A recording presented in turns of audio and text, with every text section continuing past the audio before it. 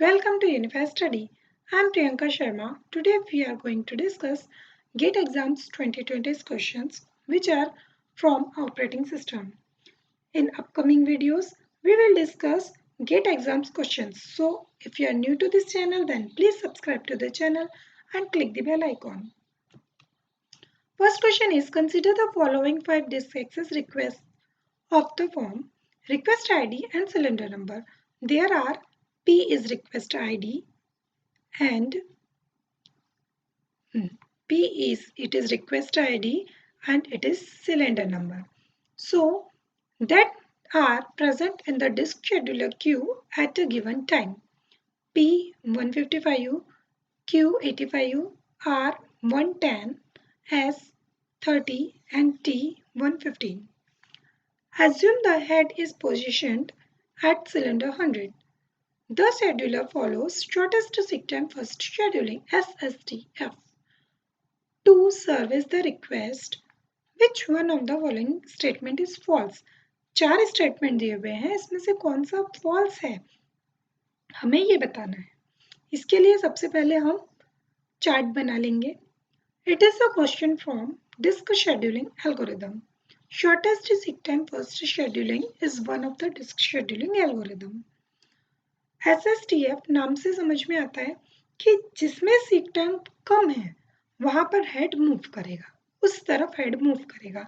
Head सबसे पहले position cylinder 100 में है, हेड हमारा सिलेंडर 100 में है, वहां से उस तरफ मूव करेगा जहां पर रिक्वेस्ट कम है।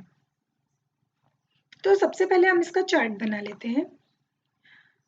P155U, Q85U, R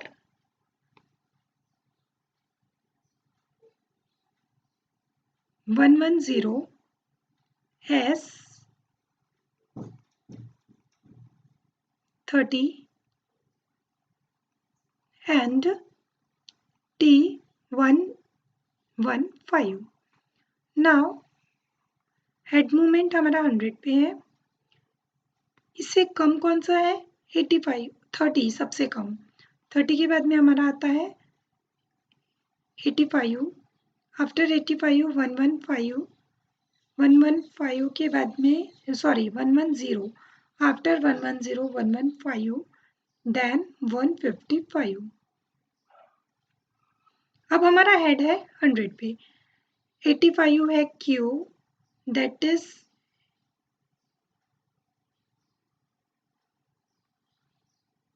S P T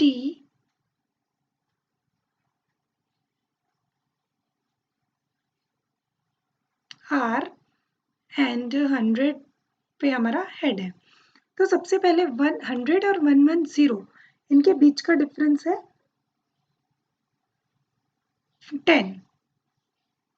तो हमारा हेड यहाँ पर जाएगा क्योंकि 85 और 100 के बीच का डिफरेंस ज़्यादा है, तो हमारा हेड पहले यहाँ पर जाएगा।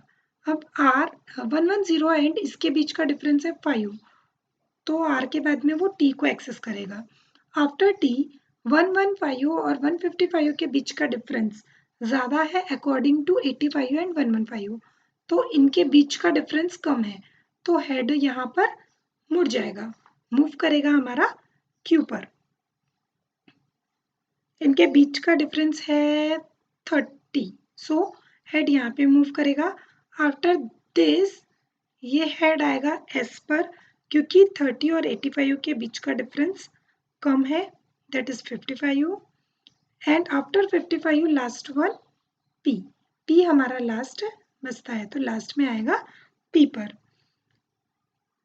अब हमने ये ड्रॉ तो कर लिया, इसके बाद में हमें क्वेश्चन में जो ऑप्शंस दिए हुए हैं उसमें बताना है कौन सा फॉल्स है। तो option number 1, first option is the head reverse its direction of movement between servicing of Q and P। Q and P के बीच में जब वो सर्विस कर रहा है तो उसने अपना डायरेक्शन चेंज किया है क्या? यस, उसने अपना डायरेक्शन चेंज किया है। यहाँ T में अपना डायरेक्शन उसने चेंज कर लिया है। तो it is the right answer, true है, that is true. Second is T is serviced before P. T यहाँ पर है, T is serviced before P.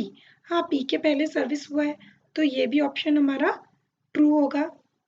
After this R is serviced before P. R is serviced before P.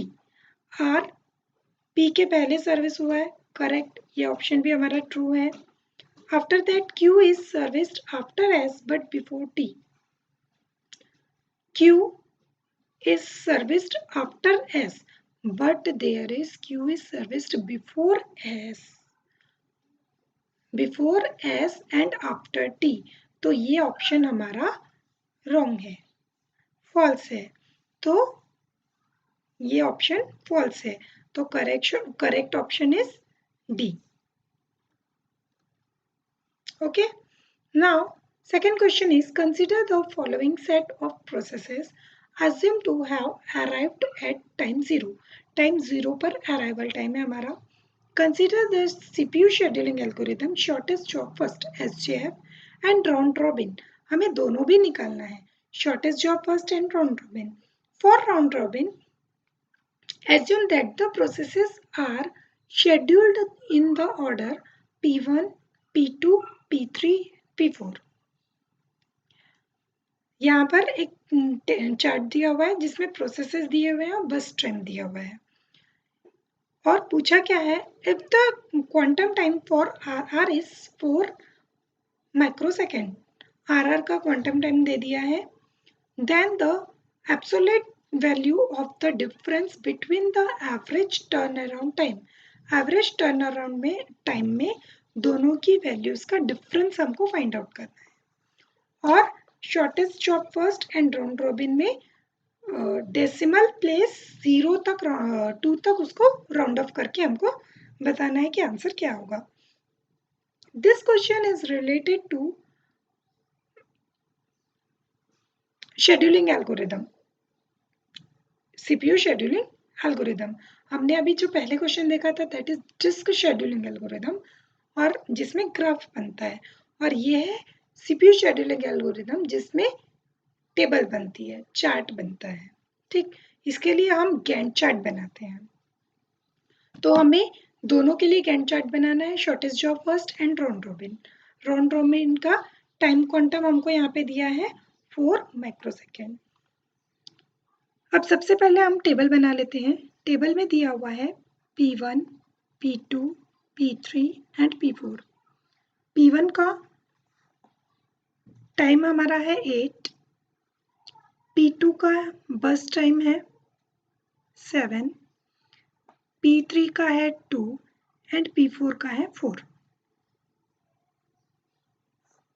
अब सबसे पहले हम क्या करते हैं, चार्ट बना लेते हैं शॉर्टेस्ट जॉब फर्स्ट का।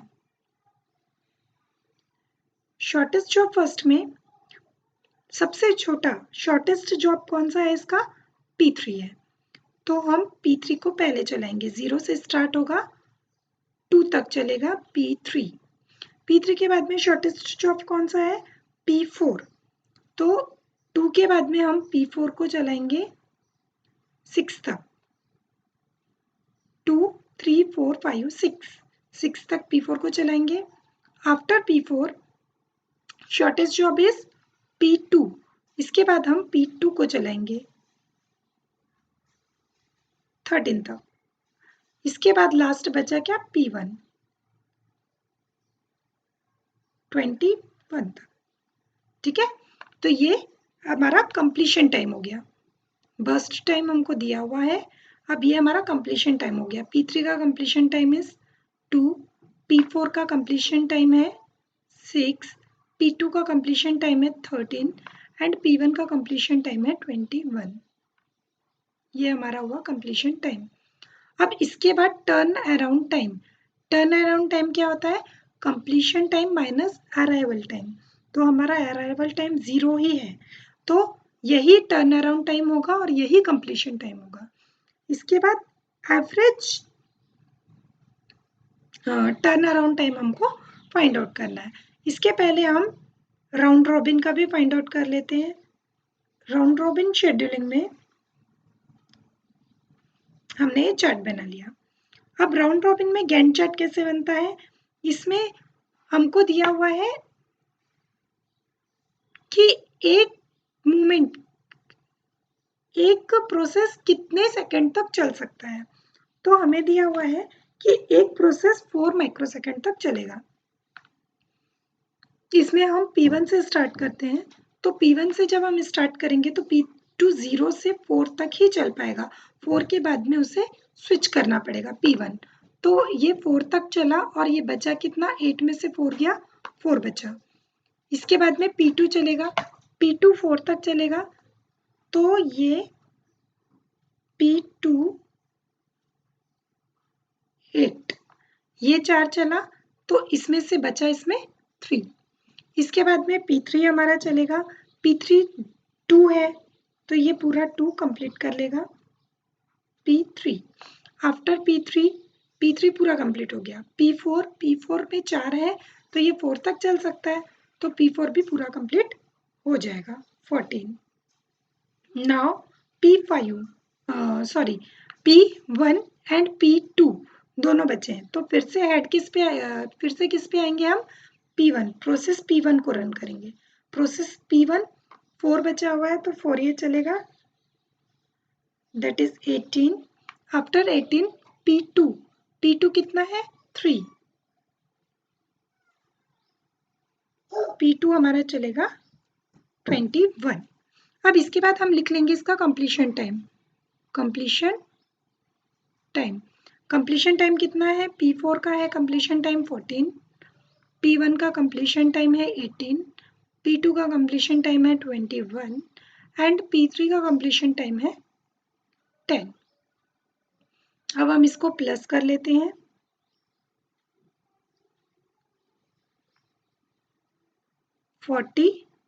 टू एंड इसको प्लस कर लेंगे। यही कंप्लीशन टाइम इसका टर्न अराउंड टाइम होगा, क्योंकि 0 पे अराइवल टाइम था, इसलिए यदि 0 पे अराइवल टाइम नहीं होता तो हम टर्न अराउंड टाइम कैसे निकालते? Completion time minus arrival time. तो ये हमारा टर्न अराउंड टाइम निकल जाता। यदि हमें एवरेज वेटिंग टाइम पूछता तो वेटिंग टाइम कैसे निकालते हैं? टर्न अराउंड टाइम माइनस बस टाइम, जो हमको यहाँ पे दिया हुआ है। तो ये टर्न अराउंड टाइम को हम प्लस करेंगे तो कितना होगा? 63।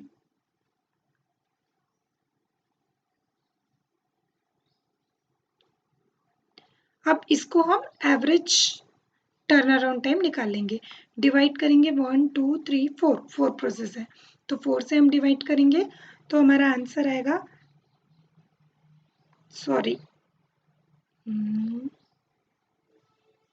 10.50। और यदि हम इसको डिवाइड करेंगे 63 डिवाइडेड बाय 4 तो हमारा आंसर आएगा 15.75। अब हम इसको माइनस करके हमें क्या बताना है कि दोनों के बीच में डिफरेंस कितना था। तो 15.75 माइनस 10.50, तो हमारा बीच का डिफरेंस निकल जाता है 5.25। तो ये हमारा आंसर है कि दोनों के बीच का डिफरेंस है 5.25। शॉर्टेस्ट जॉब फर्स्ट और round robin between the average turn around time difference पूछा है हमको, तो डिफरेंस हमारा हो गया 5.25। Thank you.